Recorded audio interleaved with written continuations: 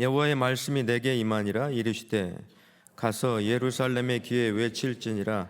여호와께서 이와 같이 말씀하시기를 내가 너를 위하여 내 청년의 때 인애와 내 신혼 때 사랑을 기억하노니 곧 씨 뿌리지 못하는 땅 그 광야에서 나를 따랐음이니라. 이스라엘은 여호와를 위한 성물 곧 그의 소산 중 첫 열매이니 그를 삼키는 자면 모두 벌을 받아 재앙이 그들에게 닥치리라. 여호와의 말씀이니라. 야곱의 집과 이스라엘 집 모든 족속들아 여호와의 말씀을 들으라. 나 여호와가 이와 같이 말하노라. 너희 조상들이 내게서 무슨 불의함을 보았기에 나를 멀리하고 가서 헛된 것을 따라 헛되이 행하였느냐. 그들이 우리를 애굽 땅에서 인도하여 내시고 광야 곧 사막과 구덩이 땅 건조하고 사망의 그늘진 땅 사람이 그곳으로 다니지 아니하고 그곳에 사람이 거주하지 아니하는 땅을 우리가 통과하게 하시던 여호와께서 어디 계시냐 하고 말하지 아니하였도다.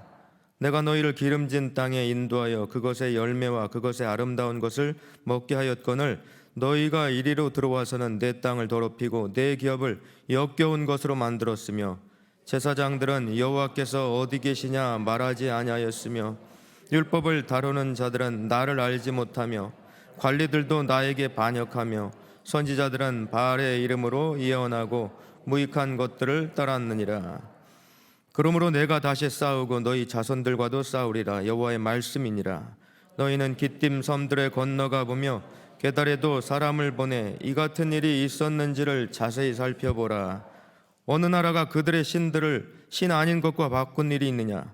그러나 나의 백성은 그의 영광을 무익한 것과 바꾸었도다. 너 하늘아 이 일로 말미암아 놀랄지어다. 심히 떨지어다. 두려워할지어다. 여호와의 말씀이니라. 내 백성이 두 가지 악을 행하였나니 곧 그들이 생수의 근원되는 나를 버린 것과 스스로 웅덩이를 판 것인데 그것은 그 물을 가두지 못할 터진 웅덩이들이니라. 이스라엘이 종이냐 시종이냐 어찌하여 포로가 되었느냐. 어린 사자들이 그를 향하여 부르짖으며 소리를 질러 그의 땅을 황폐하게 하였으며 그의 서금들은 불타서 주민이 없게 되었으며 넙과 다바네스의 자손도 내 정수리를 상하였으니 내 하나님 여호와가 너를 길로 인도할 때 내가 그를 떠남으로 이를 자취함이 아니냐. 내가 시올의 물을 마시려고 애굽으로 가는 길에 있음은 어찌 됨이며 또 내가 그 강물을 마시려고 아스도로 가는 길에 있음은 어찌 됨이냐. 같이 읽겠습니다. 내 악이 너를 징계하겠고 내 반역이 너를 책망할 것이라. 그런즉 내 하나님 여호와를 버림과 내 속에 나를 경외함이 없는 것이 악이요 고통인 줄 알라. 주 만군의 여호와의 말씀이니라. 아멘. 오늘 말씀의 제목을 그 시절 낭만을 기억하십니까? 그 시절 낭만을 기억하십니까? 이렇게 잡아보았습니다. 오늘 1절에서 3절을 보면 하나님께서 이스라엘과의 관계를 신혼생활로 비유하십니다. 신혼생활. 여러분 다 이제 나이가 이제 드셨지만 신혼 때 기억나세요? 여러분 신혼 때? 연애 시절. 너무 먼 시간인가요? 그 시절은 목소리만 들어도 좋은 시절이었죠. 저 때는 삐삐라는 게 있었습니다, 여러분. 말괄량이 삐삐 말고요. 허리에다 이렇게 차고 다니는 게 있는데 이제 거기에 번호가 울리면은 전화를 이제 하는 거예요. 그 번호 울린 걸로. 공중전화 막 찾아다니면서 번호 뜨면은 설레는 마음으로 그렇게 전화기로 달려갔던 추억이 있습니다. 여기 하나님께서 신혼 때의 사랑을 기억하라고 말씀을 하십니다.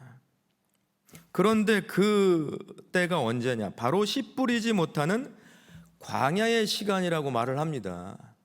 그 신혼의 때가 아무것도 없던 시절이 신혼이었다라는 겁니다. 아무것도 없고 가난했지만 행복했다라는 거예요. 그 시절이 하나님께는. 너희들 광야에서 정말 나만 바라보고 지내던 그 시절이. 저희도 이제 신혼을 서울에서 시작을 했습니다. 학교는 대전을 나왔지만 집사람 직장이 이제 서울에 돼가지고 그때 서울 변두리 뭐 강서구 방화동이지만 죄송합니다. 거기 강서구 출신 분들에게 제가 봤을 땐 변두리예요. 9평짜리 빌라에서 시작을 했습니다. 스퀘어 핏으로 좀 따져봤어요. 320 스퀘어 핏. 여기 연세 있으신 분들 미국에 오셔서 아니면 한국에서 다 단칸방에서 갖춰지고 시작한 분들이 어디 있어요? 다 아파트 작은 데에서, 그런 데서 시작을 하셨을 거라고 생각을 합니다. 고생스러웠지만 그 시절에 낭만이 있었다라는 겁니다. 오늘 이 말씀은 나는 기억하는데 너희들은 그 낭만의 시절을 다 잊고 사는구나. 오늘 4절부터 어떤 말씀이 이어지고 있습니까? 그런데 그 신혼의 단꿈이 결혼 생활을 지내면서 다 깨져버렸다라는 겁니다. 그 신혼 생활, 달콤했던 시절. 무언가 지금 보니까 너와 나 사이에, 너희들과 나 사이에 그 결혼 생활이 잘못되어 가고 있다라는 거예요. 도대체 내가 무슨 잘못을 했길래 너희들이 나를 떠나서 그 우상 숭배를 하고 있느냐, 이런 말씀을 하고 계십니다. 오늘 6절에 한번 보시면 풀어드리면 이런 말씀입니다. 애굽 땅에서 인도해내고 광야 곧 사막과 구덩이의 땅, 건조하고 사망의 그늘진 땅, 사람 하나 다니지 않는 그 땅에서 힘들게 지내던 그 땅을 지나게 하던 나를 이제 찾는 사람이 아무도 없구나. 찾는 사람이 없다라는 겁니다. 가난하고 힘든 시절 내가 베풀어 줬던 그 은혜를 기억하지 않는다라고 말씀을 하고 계세요. 하나님께서 저와 여러분에게 기대하시는 것이 있어요. 제발 은혜 받은 때를 기억하면서 살라는 것입니다. 은혜 받은 그 시절. 여기 계신 저나 여러분이나 하나님의 그 첫사랑과 은혜를 받지 않은 분이 없습니다. 다 그 첫사랑이 있고 다 그 은혜가 있습니다. 하나님께서 주셨던. 그런데 어느 때부터인지 이제 살만해지니까 첫사랑이고 뭐고 다 이제 잊고 사는 그러한 느낌을 받게 됩니다. 이젠 여유도 생겨서 내가 하고 싶은 것을 하고 살아요. 내가 하고 싶은 것들.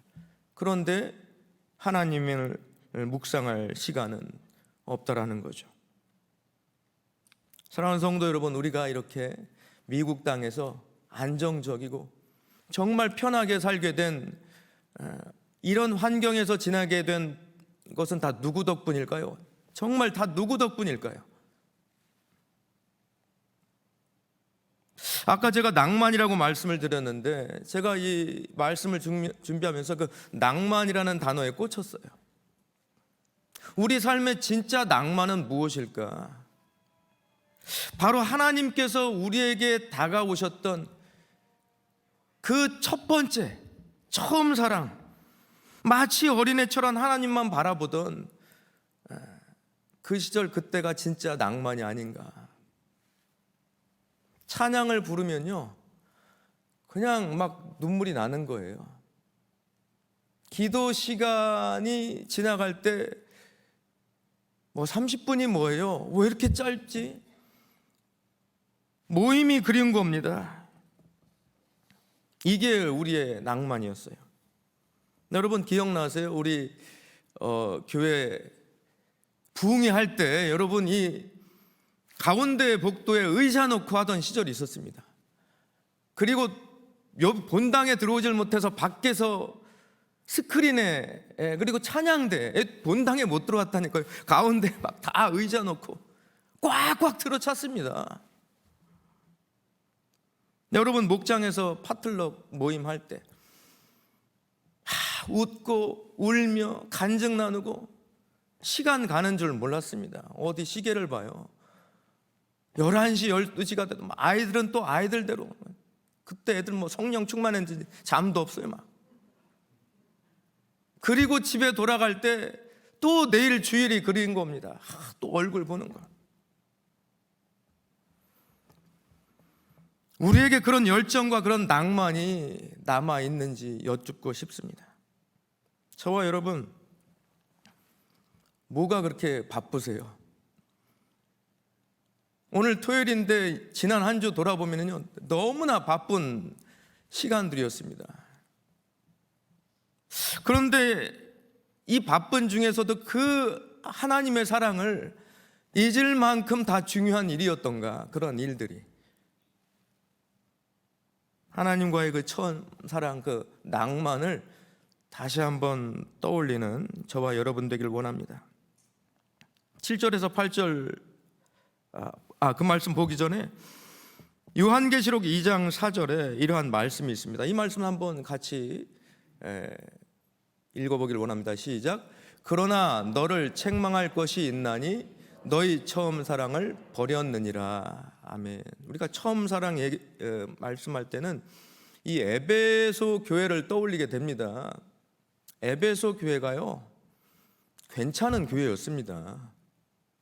여러분 집에 가셔서 2절과 3절 읽어보시면은 이런 교회가 없어요.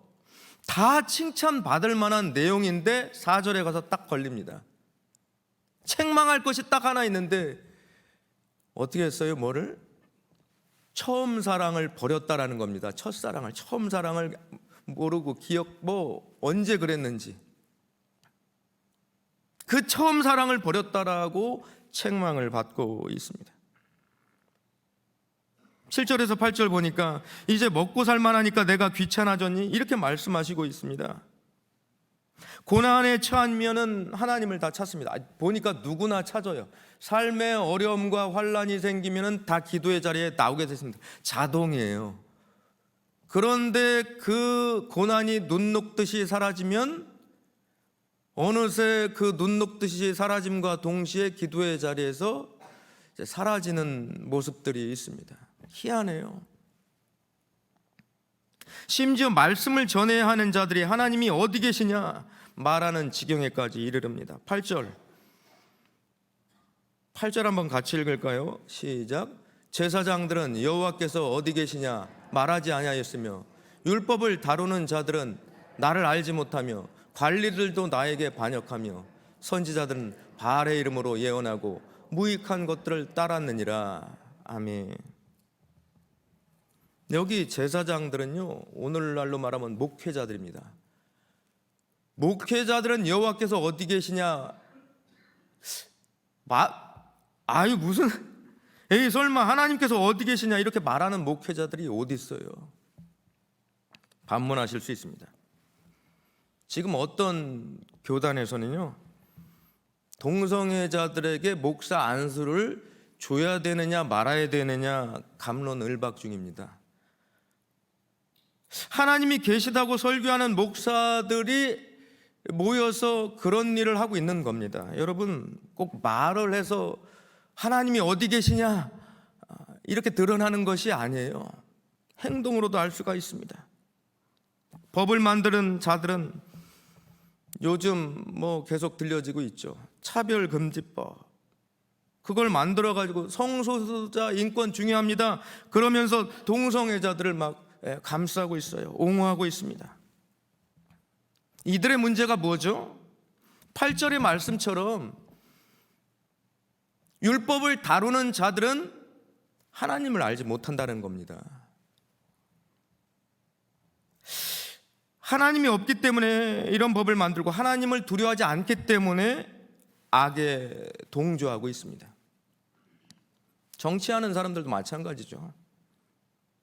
물질의 눈이 어두워서 하나님을 반역하고 선지자들과 함께 우상 숭배를 부채질하고 있습니다. 상황이 이런데 하나님께서 가만히 계실까요? 우리 하나님은 절대 침묵하시는 분이 아닙니다. 지켜보시는 분이 아니에요. 9절을 한번 읽어보겠습니다. 9절 한번 시작. 그러므로 내가 다시 싸우고 너희 자손들과도 싸우리라 여호와의 말씀이니라. 이 말씀은 하나님께서 책망하시겠다라는 말씀입니다. 그냥 지나치시는 분이 아니에요. 반드시 짚고 넘어가겠다. 10절에서 12절 보니까 하나님의 심정이 너무나 잘 드러나 있습니다. 다 읽지는 않겠어요. 하나님은요, 다른 신들과 비교 대상이 아닙니다. 그런데 하나님께서 본인의 심정을 알려주시기 위해서 다른 신들과 하나님께서 비교하고 있습니다. 너희들 한번 봐라. 세상 신을 섬기는 세상 사람들도 자기 신을 버리거나 바꾸지 않는데 내 백성인 너희들은 나를 버리고 저 아무 대답도 없는 우상을 섬기고 저를 어떻게 할 수가 있니? 이렇게 말씀하고 있습니다. 그래서 12절을 한마디로 표현하면은 이거는 기절초풍할 일이다. 어떻게 너희들이 나에게 이럴 수가 있니? 그래서 하나님께서 자존심이 상하실 대로 상하셨습니다. 하나님께서. 우리 하나님은요, 비교 대상이 없으세요. 비교 불가이십니다. 그런데 하나님께서 내가 세상 신들도 당하지 않는 그런 취급을 지금 당해야겠니? 내가 그런 취급을 당해야겠니? 하나님을 이렇게까지 취급한 자들이 누구입니까? 이스라엘 백성들이에요. 하나님을 저버렸습니다. 첫사랑을 잊었어요. 오늘 성경에 보니까 구체적으로 어떤 악을 행했는지 두 가지로 가르쳐주고 있습니다. 13절에 보니까 첫 번째 악은 생수의 근원이신 나를 버렸다라는 것입니다. 생수의 근원이신 하나님께서는 저와 여러분의 삶에 생수의 근원이신 줄로 믿습니다. 우상을 숭배하는 그 순간요, 사실은 갈증의 연속입니다. 이 갈증을 채워줄 것으로 믿고 우상을 따라갔지만 더 갈증이 나는 거예요. 요한복음 7장 38절에 이러한 말씀이 있습니다. 우리가 잘 아는 말씀이죠. 나를 믿는 자는 성경의 이름과 같이 그 배에서 생수의 강이 흘러나오리라. 생수의 강, 계속해서 예수 그리스도의 말로 저와 여러분 삶 가운데 그 갈증을 해결해 주시는 그러한 분이신 줄로 믿습니다. 우리의 타는 목마름, 인생을 살다 보면 사막 같은 시절이 있습니다. 이렇게 다 푸른 초장 같지 않아요. 메마른 땅처럼 이 심령이 쩍쩍 갈라지는 바닥을 치는 그러한 시간이 있습니다. 놀라운 것은 하나님께서 그때마다 성령의 단비를 내려주시는 줄로 믿습니다. 그게 부흥이에요. 내 심령 가운데 성령께서 말할 수 없는, 어떻게 보면 성령의 단비, 다시 한번 눈물의 회복이죠. 눈물의 회복. 다시 일어서게 하시는 예수 그리스도로 인해서 새 힘을 얻게 되는 놀라운 은혜를 다시 한번 체험하게 됩니다. 수가성 여인이 그 땡볕 12시에 물을 길러 왔지만 그 눈에 보이는 물이 아니라 그 눈앞에 나타나신 영원한 생수이신 살아있는 물 예수님을 만나는 것이 가장 중요했던 인생의 순간이었습니다. 그걸 위해서 주님께서 나타나신 거예요. 저와 여러분, 예수님께서 우리의 생수의 근원이요 생명샘이신 줄로 믿습니다. 두 번째 악이 뭐라고 나와요? 생명샘이신 예수님이 계신데 다른 물을 마시고자 열심히 웅덩이를 파는 일이라는 겁니다. 여기 보면 스스로 웅덩이를 팠다라고 나옵니다. 너희들이 스스로 웅덩이를 교만해져서 자기 생각대로, 자기 뜻대로, 자기 노력으로 샘물을 열심히 파고 있습니다. 열심히 파는 거예요. 뭐라고 말씀하세요? 다 어떤 웅덩이? 터진 웅덩이라는 겁니다. 터진 웅덩이. 적어도 여기 기도의 자리로 나오신 분들 중에는 그런 분들이 없는 줄로 믿습니다. 우리는 세상 물질이나 권력, 인생의 성공, 이념이나 사상, 자기 철학 이런 거에 매여 있는 분들이 아닙니다. 이런 것들은요 다 터진 웅덩이에요. 터진 웅덩이. 우리 인간의 본능은 뭘 자꾸 가두어 두려고 합니다. 모아두면 안심이 되거든요. 그게 눈에 보이는 것이든지 권력이든지 성공이든지 심지어 내 머리에 담아두는 이념이나 철학이든지 뭘 담아두면 안심이 되는 줄로 착각을 하고 있습니다. 그런데 이런 것들 시간이 지나면 다 낡아지고 심지어 다 사라지는 것들입니다. 연세 있으신 분들 한번 돌아보세요. 시간 지나니까 내가 왜 이런 것들을 마음에 두고 살았나. 이사할 때 보면은 다 이제 정리할 것들, 내가 왜 이거 붙들고 살았지. 신방할 때 어르신들 그 진열장에 이제 접시 좀 정리하셨으면 좋겠어요. 갈 때마다 말씀해드리고 싶은데 그거 한 30년 지금 접시 제가 보니까 쓰지도 않은 거. 사랑하는 성도 여러분, 오직 하나님 말씀만이 영원하며 예수 그리스도만이 저와 여러분의 참 만족이 되는 줄로 믿습니다. 정말 우리의 갈증을 해결해 주실 분이에요. 아주 막 탁 시원한 그런 맛이 있습니다. 맛이 두고두고 마실 한여름의 시원한 우물물이세요. 지금요 여러분 코스코에 가보면 펠레그리노 한 상자 5불 세일합니다. 제가 가지고 나왔어요.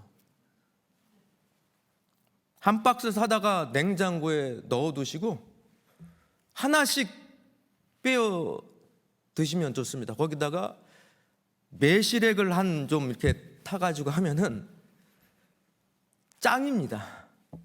너무 좋아요. 마실 때마다 생수이신 예수님. 이 펠레그리노는 사실 예수님 비교 대상이 아니시죠. 그래도 이제 잠깐 또 오버하네. 여러분 마음 가운데 예수님이 각인될 수만 있다면 그 어떤 오바라도 하겠습니다. 6바 7바라도 하겠어요. 뭐래도 하겠습니다. 광대처럼 여러분의 마음 가운데 예수 그리스도만 남겨진다면.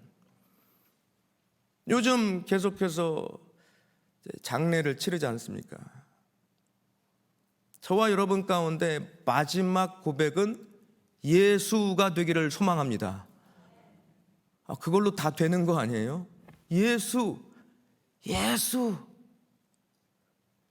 어카운트 번호, 비밀번호 뭐다 이게 아니고 예수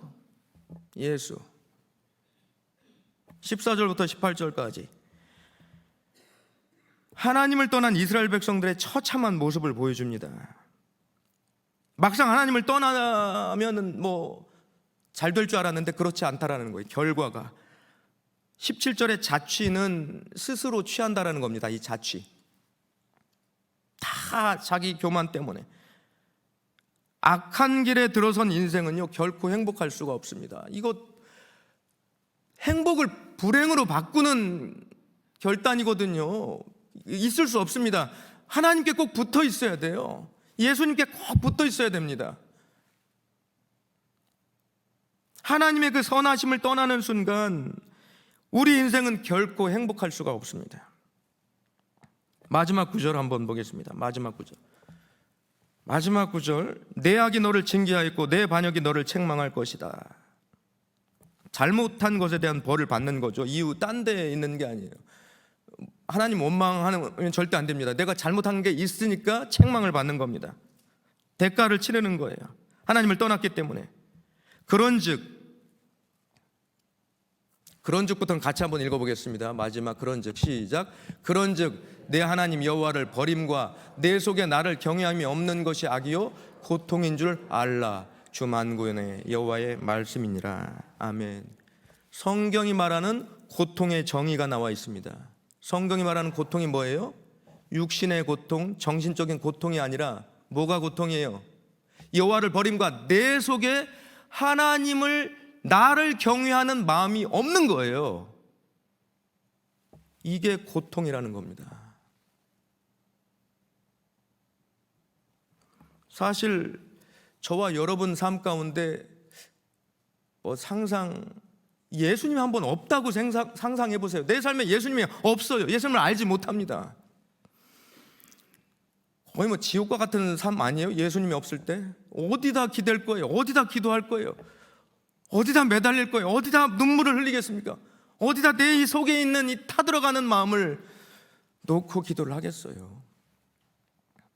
예수님 때문에 살고 예수님 때문에 소망이 있는데 이 소망이 사라진다면 살 수가 없습니다. 그런데 우리가 하나님 떠나 있을 때 느끼는 이 고통보다도 더 고통을 느끼시는 분이 있습니다. 그분이 누구예요? 하나님께서, 예수님께서 더 심한 고통을 느끼십니다. 우리가 떠나 있을 때 훨씬 더 안타까워하고 계세요. 말씀 마치겠습니다. 처음에 제가 드렸던 말씀 생각하면서 여러분의 낭만의 시절이 언제였습니까? 여러분의 낭만, 진정한 낭만은요, 하나님과 가장 가까웠던 시절입니다.